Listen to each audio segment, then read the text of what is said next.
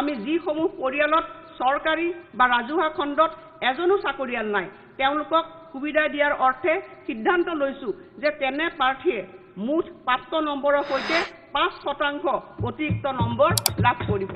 অধ্যক্ষ মহোদয়, আমাৰ যুৱক যুৱতীসকলক 1 লাখ চৰকাৰী চাকৰি প্ৰদান কৰিম বুলি আমাৰ চৰকাৰে দৃঢ়তাৰে ঘোষণা কৰিছিল।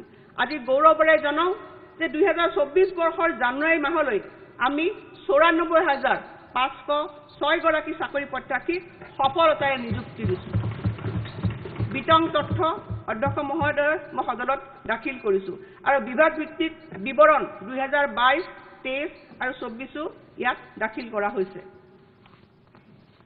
মহাশয়, ইয়াৰ উপৰিও 35,910টা পদৰ বাবে ইতিমধ্যে বিজ্ঞাপন প্ৰকাশ কৰা হৈছে আৰু ইয়াৰ জৰিয়তে মুঠ 1,30,416টা চৰকাৰী চাকৰিৰ সুবিধা সৃষ্টি কৰা হৈছে।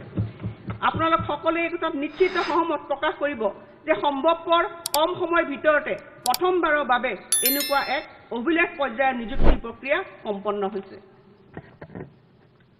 এই নিযুক্তি প্ৰক্ৰিয়াৰ জৰিয়তে সৰ্বাধিক সংখ্যক পৰিয়ালক সামৰি লৈ আমি সামাজিক সমতা সম্ভৱ কৰিব বিচাৰিছোঁ। চৰকাৰী নিযুক্তিত সামাজিক সমতা অধ্যক্ষ মহোদয়, আমি প্ৰায় লক্ষ্য কৰোঁ যে এটা পৰিয়ালত কেইবাজনো চৰকাৰী চাকৰিয়াল থকাৰ বিপৰীতে কিছুমান পৰিয়ালত এজনো চৰকাৰী চাকৰিয়াল নাই।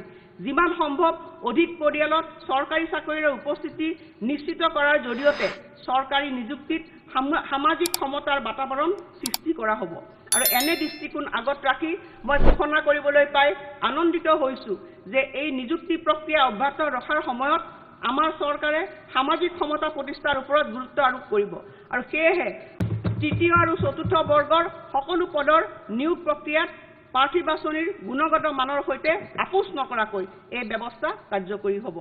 এই উদ্দেশ্যে আমি চলিত বছৰতে এখন নতুন বিধেয়ক উত্থাপন কৰিম।